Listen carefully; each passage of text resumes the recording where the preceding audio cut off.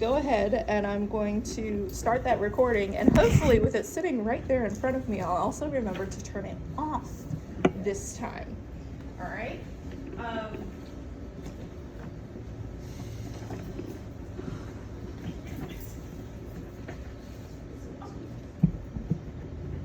are you doing? I'm doing good, thank you. A little tired, but I'm doing good. Sitting here, I could have done that Got myself. a decent bit of grading I have to work on. Under 10 students? Hmm? Under 10 students? No, far more than that. Yeah. Yeah, she's gonna be busy. Yeah. It's gonna end up taking up a little bit of my break. All right. Miss Wendy's being awesome and taking some pictures of the stuff that I had on the table. Because I'm gonna forget to send it to you. So I've got Send it to some freebies. We always end up with freebies. And I know I had the skate passes the last time. Would you like Thank you, another skate pass? And then I have a copy of the newest magazine from the old schoolhouse. I'm an old schoolhouse schoolhouse teachers ambassador with Schoolhouse magazine, and so they send me literally an entire case of the magazine, and I get to give them away for free to people. There's lots of awesome resources in there.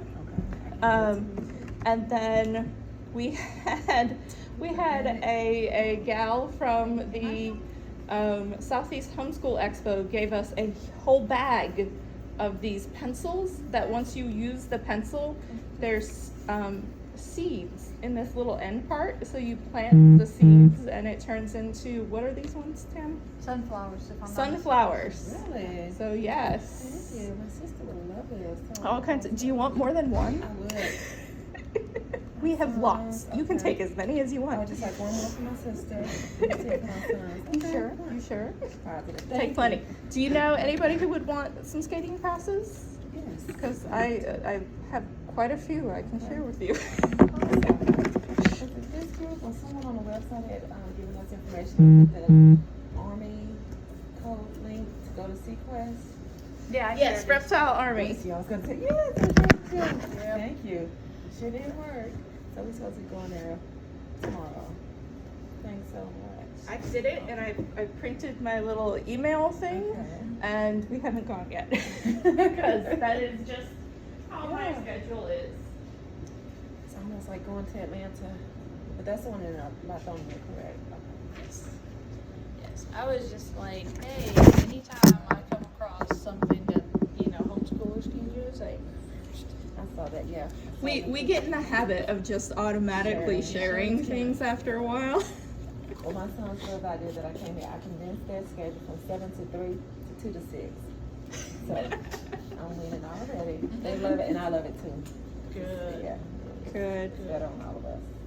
Well, the focus on tonight's meeting is the different methods of homeschooling, the different types of ways that people homeschool.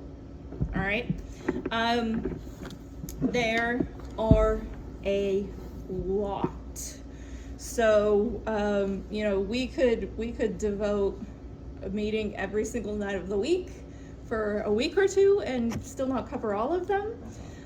So we're only going to hit sort of the main ones, the ones that are most popular or most controversial, the big hitters. the ones that people hear about and usually end up having questions about. All right. I should learn at some point in time to put my papers in order of how I'm going to approach them, and I never do. So starting with the classical approach, this is sort of based on like old Roman, the very traditional approach to teaching people things. It is based a lot on development at certain ages. A lot of learning how to learn, learning things like memorization or how to find information. And then once they reach a certain age, teaching them logic skills so that they can then learn for themselves. Once they kind of learn the concept of logical thought processes, then you move into a stage called rhetoric. And that is to kind of get them to look deeper at things, learning how to express themselves, learning how to move past facts and into opinions and ideas and things that aren't quite so concrete. And the whole concept is that, you know, abstract ideas like that are tougher for younger kids to understand, whereas facts and you know, things that they can see and they can touch and they can work out, that's easier for their brains to understand until they get older.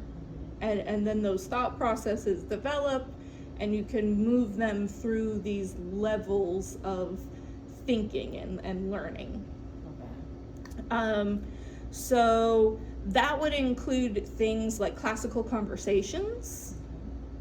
And I know one of these piles of papers in my lap has a lot of examples of, oh, that's scheduling, that's not curriculum. It must be in one of these pages.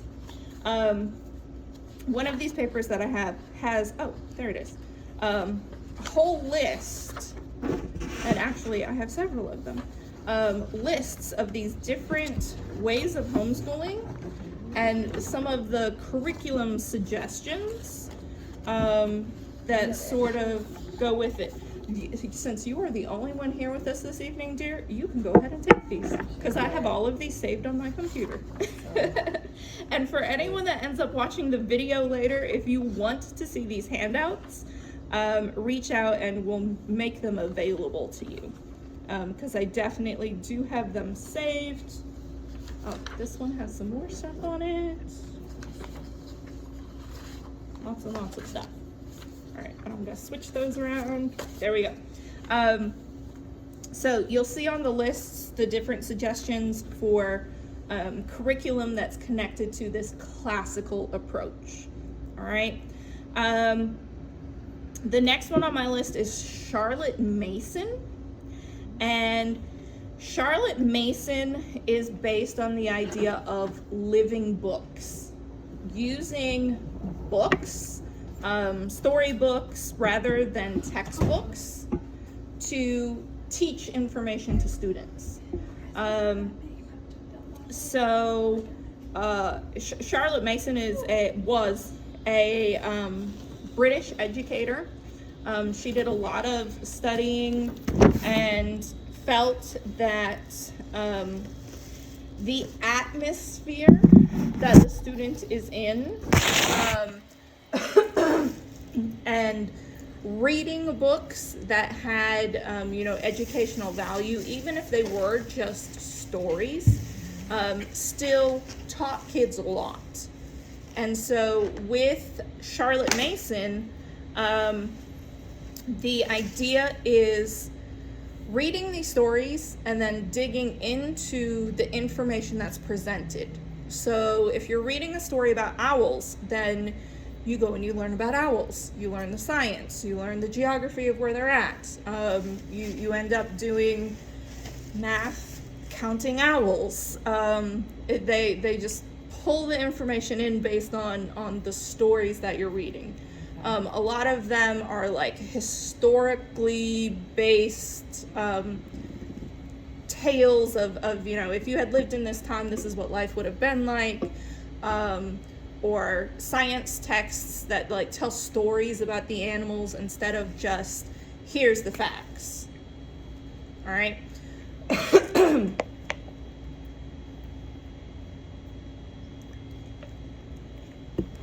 Because I'm sure that's totally going to help my throat. All right.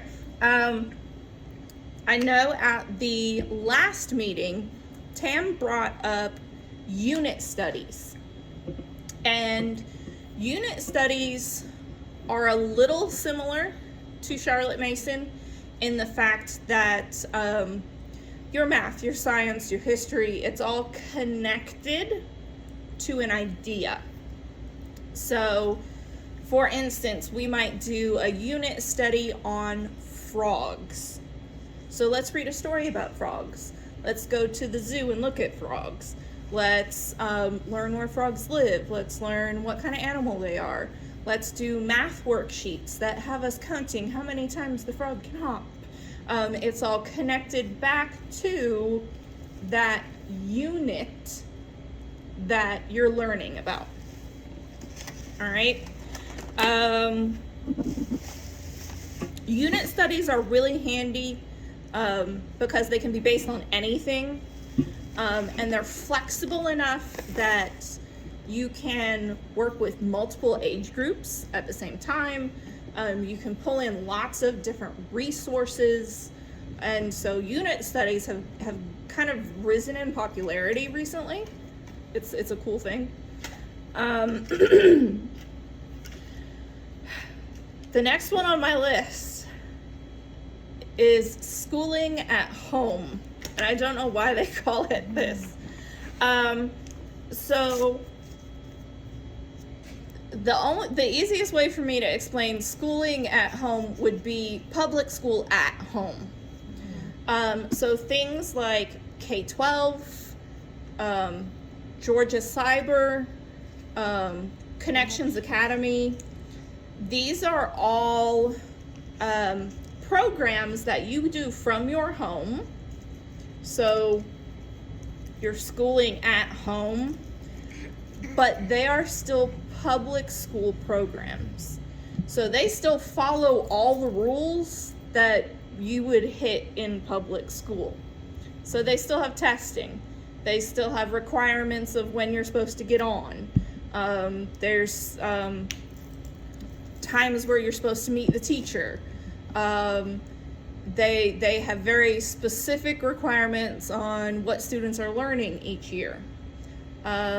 So this is a great option for some people who maybe for health reasons, or I know some folks, their student has anxiety being out in public and actually going to school. But as far as the model that public school follows, they're okay with it. So this works for those people. My family used Georgia Connections, or Connections Academy. It used to be Georgia Connections, and I always mess it up. Connections Academy when we first started, because I had no clue what I was doing, and I had an infant. Like he was 1 year old when we decided to start homeschooling his brother and sister, and it was the answer for me at that time. And so I spent our first year and a half basically learning everything I could about homeschooling, and then realized I didn't want to use that program anymore and went to something else. But we still have friends that do cyber and K-12 and connections. And so that's the cool thing about homeschooling, is you have these different options. You can find what works for you. If you're leaving public school for administrative reasons, or because of requirements as far as testing or grading, or if you travel and you can't always be in a place at a certain time, then these options would not be for you. All right. The next one on my list is Montessori. And usually when people describe Montessori, it's described as being child-led. This does not necessarily mean that your student gets to pick what they do, when they do it, how they do it, but rather you give them a selection of options. So she's graduated now, but I'll use her as an example anyhow. I could tell her, look, so today I would like you to work on art. I would like you to take care of this math homework. I would like you to read a book, and we need to do this history study thing. Montessori allows her to choose which one she does first, which one she does second, how long she works on any one of them. If she wants to work on one and then take a break and then work on another and then come back to the other one and finish it, Montessori encourages that sort of freedom to make those decisions and allow the student to make choices and sort of lead themselves through their learning. But making sure that we're still providing them with resources and to some degree guiding them through the process.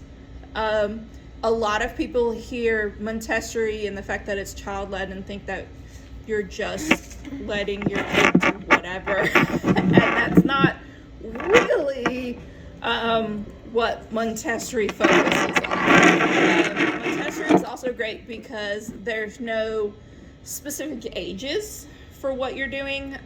You can mix ages very easily in Montessori, allowing kids to learn the same thing at the same time, but on their own level. And they incorporate a lot of just home life. So, learning how to clean up after themselves, how to pick out an appropriate outfit to wear for the day, how to cook, learning how to go grocery shopping and learning math through budgeting your grocery list. Montessori pulls a lot of those like natural life skills into their learning process.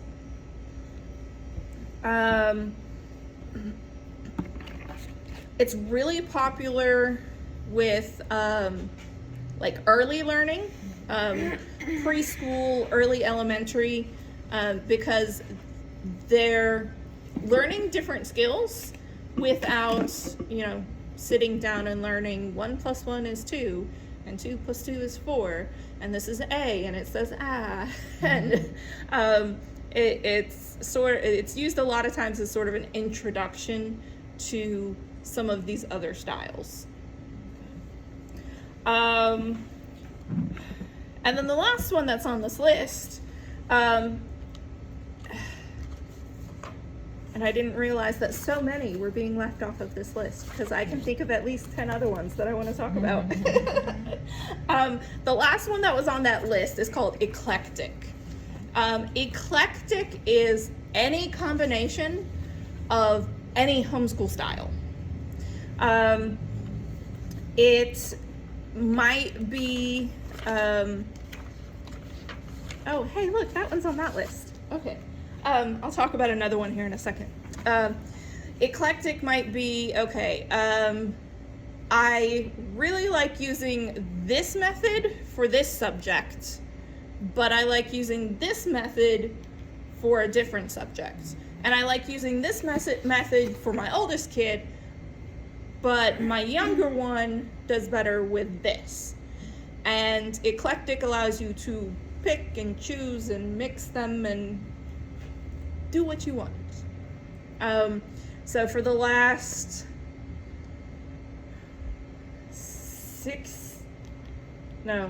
5 years, for the last 5 years, my family's been eclectic because each one of my kids is drastically different. And while my book learner here would have done very well with classical, my boys would not have.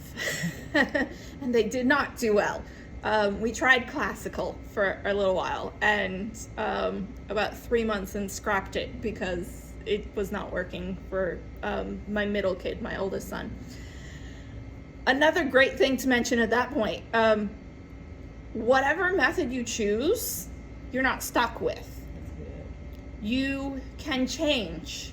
You can adapt, because what works for your student in kindergarten might not be the best choice for them by the time they reach 3rd grade, or might not be the best option when they're in high school. So we have that ability to change and adapt based on our student, based on life. You know, we might be homeschool moms, but we are still humans and we're still living lives. And so, you know, if there's a sickness in the family and maybe we need to switch from this hands-on approach to something more laid back, or, you know, maybe our world schooling, using the world around us to learn things by going on field trips and going to museums and using literally the world as an opportunity to teach our kids something. Maybe we have to put a pin in that. Because the whole world shuts down. Because the whole world, because our museums and our zoos and aquariums and everything closed because of a pandemic. Then we have to switch to unit studies or an online program or some other option. So I mentioned world schooling. The other one that came into my mind earlier that is on this piece of paper that wasn't on my other stack is unschooling. And unschooling is really more of what people have in mind a lot of times when they think Montessori and child-led. What they're actually thinking in their heads is unschooling. With unschooling, the student chooses how they want to study, what they want to study, when they want to study, and the parent really is just there to ensure that they have access to resources. So, you know, if your kid is really into pandas, they can learn as much as they want to about pandas. And then they switch to interior design or fashion or who knows. There's not really a curriculum or a way of studying or, you know, a right way to do unschooling, because it is literally just whatever the child wants to be into at that time. Now, that gets a little tricky for some people because you do still want to make sure you meet those requirements that we talked about at the last meeting. So while they may love pandas, we do want to make sure that they're getting something, you know, math in there. Make sure they're reading a book, you know, learn about the history of pandas as well as, you know, the biology, and make sure you're getting all of those cores covered since that's a requirement. But it's a very free form way of approaching learning. A lot of times homeschooling is, unschooling is used by parents who have decided that they want to homeschool, but are very much stuck in the mindset of, you know, what public school is. You know, the 8 hours sitting in front of your desk, doing, you know, all this sheet work and textbook work. And so many times, you know, parents decide to take 6 months or a year and completely unschool and essentially break that thought process, not only in their child but in themselves, to figure out what actually will be the proper homeschool that, system that would work for them. Especially if you've been in the public system for a while and you're used to that kind of schedule and way of doing things. Taking that break to unschool, like Tam said, it breaks you of that way of thinking, and it gives your student a chance to find themselves, to find their interests, to figure out what their learning style is, because chances are in public school they didn't have an opportunity to learn the way that they actually like learning. And it gives you the opportunity to watch your kid and see, what they're into. See whether they do better reading a book, or whether they like watching videos, or whether they like making videos. That freedom to do whatever gives you guys a chance to figure things out a little better sometimes. So I think at some point in time, a lot of us take even a short period of time to unschool, even if it's just a break. Be like, hey, yeah, so I still want you learning something, but whatever it is up to you. And in our case, I was already homeschooling my kids when I met my husband. And he knew we homeschooled, but he didn't understand the process because his son has always been in public school. And so when he moved in with us, shortly before we got married, we had some issues and a lot of internal struggles with him, because he was like, well, why aren't they like not every hour like on their books, and why are they not studying, and I'm like, it's okay, they're getting their work done. And he will tell you, it has really taken him time to unschool his brain of what the school is, what learning is. And like, he still to this day tells me, he's like, I do not understand how Fabio can be working on his stuff and listening to music at the same time. And I'm like, that is how it sticks to him. So I'm not going to stop him from doing that, because I went through that as a kid. And I struggled with that with my dad, because he was like, you can't understand, you can't learn if you're listening to music. So, and I was like, yeah, but that's actually how I learned. So I challenged him for a week. I would do it the way he said. No music, no nothing. My grades plummeted. He's like, okay, I guess you need your music on. And so when I noticed that Fabio was struggling, I'm like, put some music on in the background. Do something like that. And he tried it, and he's learned that that's what would work for him. So, but it didn't work for my oldest. My oldest needed complete silence while he was studying. He needed to be in the zone. Whereas for Fabio, he needed to keep his creative mind busy so that the other side could focus. And that's literally what it is. Both of us have that creative mind that's fighting with the intellectual side. So it's like, okay, appease one so the other can do what it needs to do.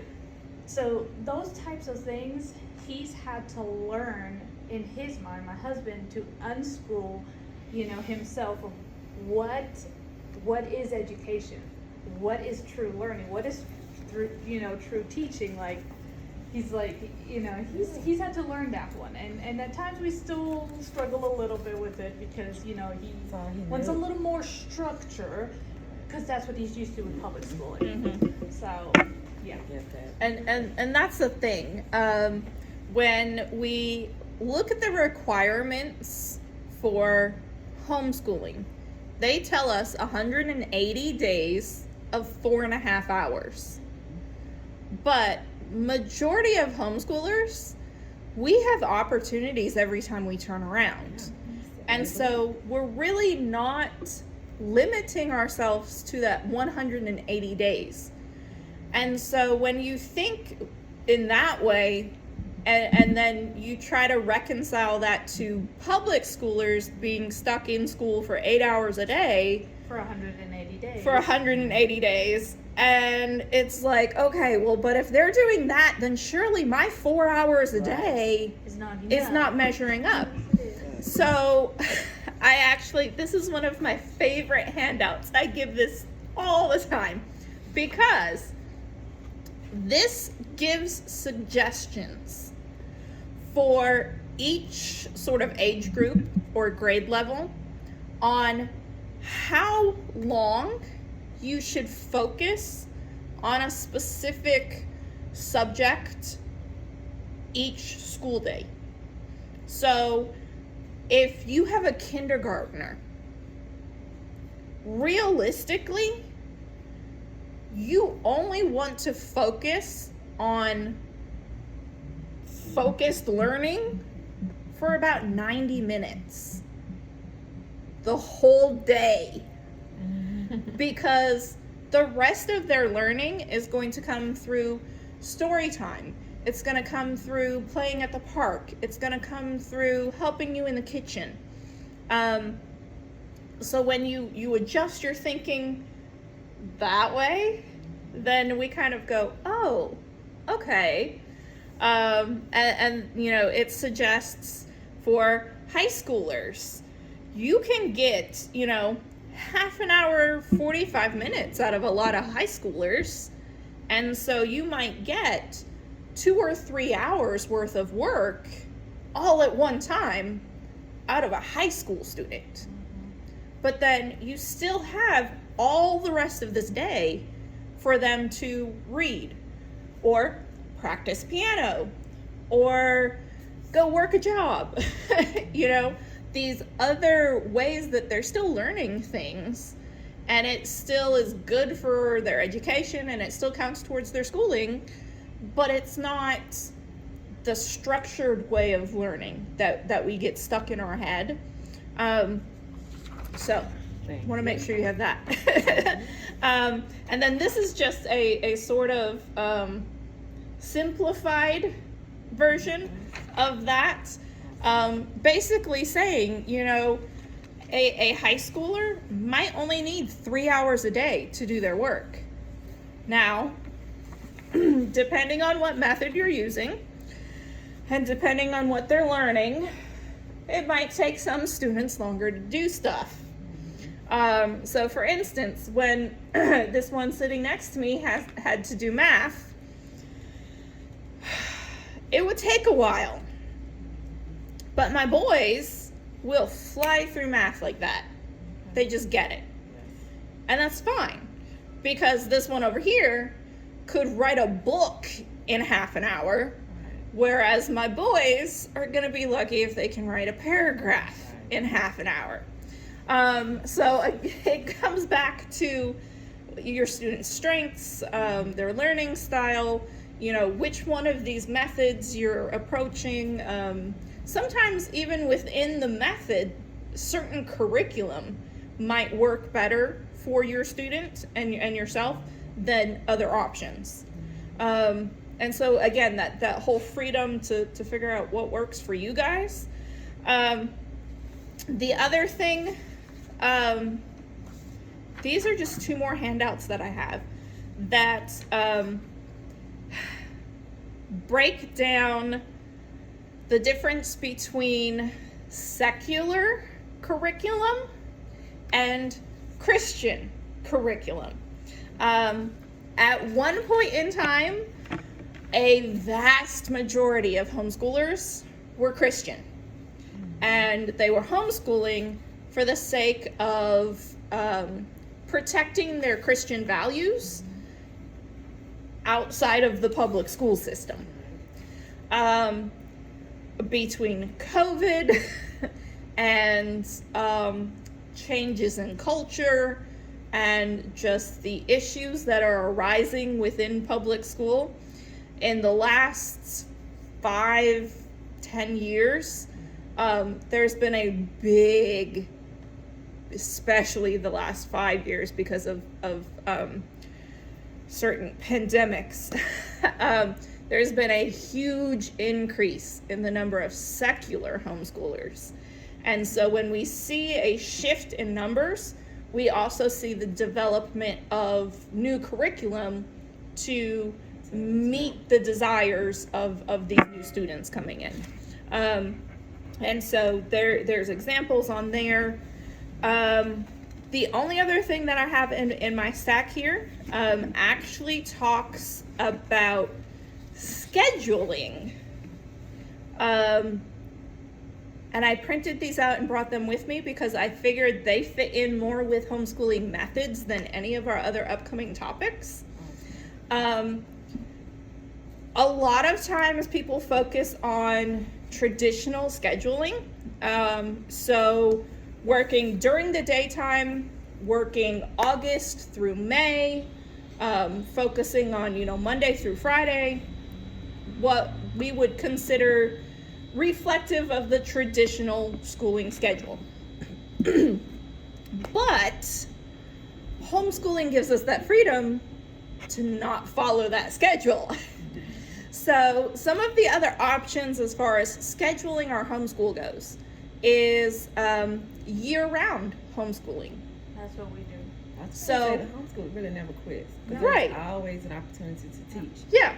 But I say, my daughter is dead set to finish. She wants to graduate early. Okay. So this past summer, she essentially took a year's worth of U.S. history and crunched it in during the summertime. Mm-hmm. And I was like, hey, if you want to do it, that's fine. If you don't, it's your summer. But she's like, I want to get it done. And I'm like, okay, that's fine. Usually the summertime we've used it in the past a lot for reading and getting that love of books and finishing curriculums. Yeah, where maybe they struggled in a certain topic, and so that one they didn't really get where they were supposed to, so it kind of drug into the summertime. Mm-hmm. But now I was like, it's fine. Yeah. Because my son is that way with his math. It's like, Well, and a lot of the year-round homeschoolers that I know, they take a week off for this break, and they take a week off for that break, and they take the whole month of December off for Christmas, and they take this off, and they take that off, and so that works for them, and then they just continue their schooling through the summer as a way to compensate for all of those breaks. Another sort of approach to calendar and homeschooling is block scheduling. So instead of taking time each school day to cover English, and then cover math, and then cover social studies, and then cover science, instead you might take a whole week to focus on math, or you might take a whole month to focus on science, and then you rotate through your subjects and create these blocks of time where you're focusing on a specific subject instead of trying to get every single one done every single day. So that works better for some people. Loop scheduling is a little bit like block scheduling, in that we set specific days to do specific things. So Monday, Wednesday, Friday might be our English and math days. And then Tuesdays and Thursdays would be our science and social studies days. So again, we're not trying to cover all of our core subjects every single day. Instead, we're kind of using these blocks and looping from one to another. All right?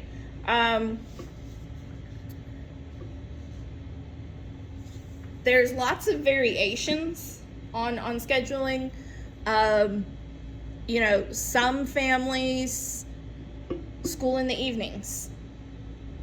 Some families only school on weekends. but they use the whole year's worth of weekends to get their school time in. Homeschooling gives you that option to do your schedule however it works best for you. You know, for some people, it's when they have their kids. For some people, it's their work schedule determines when they're homeschooling. Sometimes it's, okay, we know we go to visit grandma and grandpa in this other state for this month to celebrate the holidays. So we're not going to do schooling then. There's as much as we love these suggestions, these are just suggestions. They're just broad categories that we can use to sort of point people in certain directions. Everything is flexible. Everything is able to be changed and adapted to fit you and your family and your student. That's what I love. I really think that we're agile. I have made maybe 3 or 4 changes since we've begun. And actually, because I've been teaching forever, I'm kind of structured. But we did kind of take a break in June, and then we started back. But we start I include our Sunday because church, and then we do. So we pretty much start on Sunday, and even Saturday night we go to Sunday school lessons. So Fridays are our off day. Friday, Saturday, we take our break. But initially, we were doing the entire day, and I just thought that's on because I know even in school you're not teaching that between the behavior issues, and you're not teaching the whole time. Exactly. Between bathroom breaks and the time they spend in the hallway and correcting other students, or walking from one class to the other class, they're not actually learning for 8 hours. Absolutely. Maybe I'm stretching that. So I moved it to the afternoon, and they love it, and like they're taking coding now. So and I was thinking about, okay, I thought initially I had one schedule, but then I heard you say looping. Some days we loop. So it does vary, and that's what I love about homeschooling. It allows you to be flexible. Yeah. And because like you said too, this is the time we go home to see our families. So next week we're going to see my husband's parents, and the week after my family.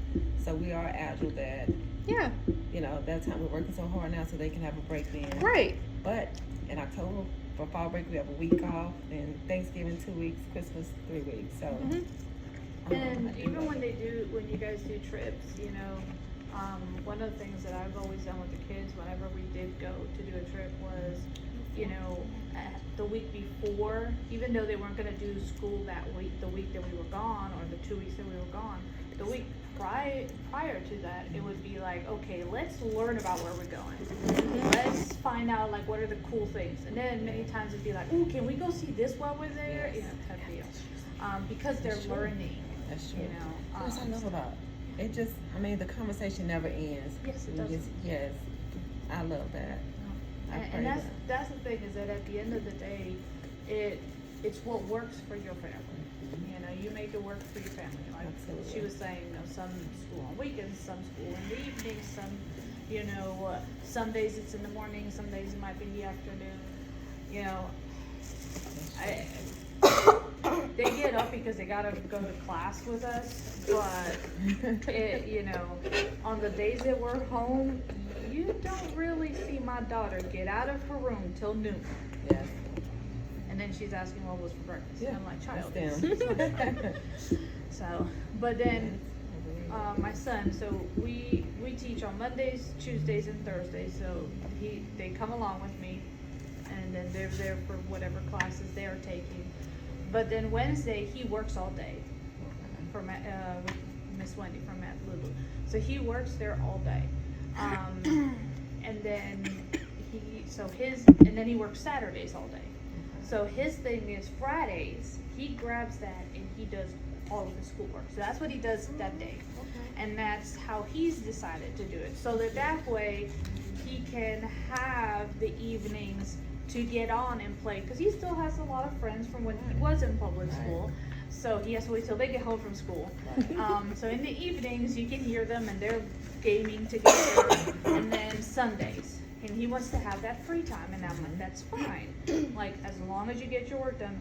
Or you are going to be stuck on Sunday. He's like, yes, I know. And he's done that, where it's getting crunch time, and so And then he knows what's due. Exactly. And I tell you, it puts, I mean, like, does your son participate in a certain gaming group? Because that's something they're highly Not into. that I know of. I mean, But typically, like you said, people, like, they have a game tonight, so I'm ready to head over. So a lot of their friends, they meet at the games, and then they share information, and then they start. And like on Friday, Saturday, that's the day they can go and play Fortnite.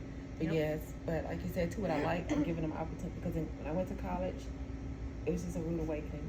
I no longer had my mom to wake me up. So it's like, if you don't wake up, you miss class. And it's like, so I purchased them their alarm clock, and I'm really so proud of them, how they said it. And I was just telling them, like, I've always started working. You guys know what you need to do. And my sister laughed because they're 7-11. She's like, they're little old souls, but they know what they need to do. They know when to get it done. So Fridays, my husband's off. It's their whole play day. Their games this afternoon. So I like that, how your son knows, okay, this has to be done. The onus is on me, and he figures it out. So, like I said, I pray they never go back to public schools. I don't know, like with your daughter for high school, how did that work? Was she interested in reinstated with her friends? Well, that's good. No, she started in public school, and we pulled her after 3rd grade. And so she, from that point on, was homeschooled. And we participated in different activities. They took different classes and made friends through those opportunities. And so when she reached high school level, first of all, she actually started 8th grade the year that she would have been in 7th grade. Or no, she started high school the year she would have been in 8th grade. Like Caroline. And so part of that, being advanced in her learning would have made it difficult for her to fit in high school socially. And so I think part of that was kind of like, okay, it's not worth it. But also having her homeschool friends as her support and her connections. She just never expressed interest in going to public school.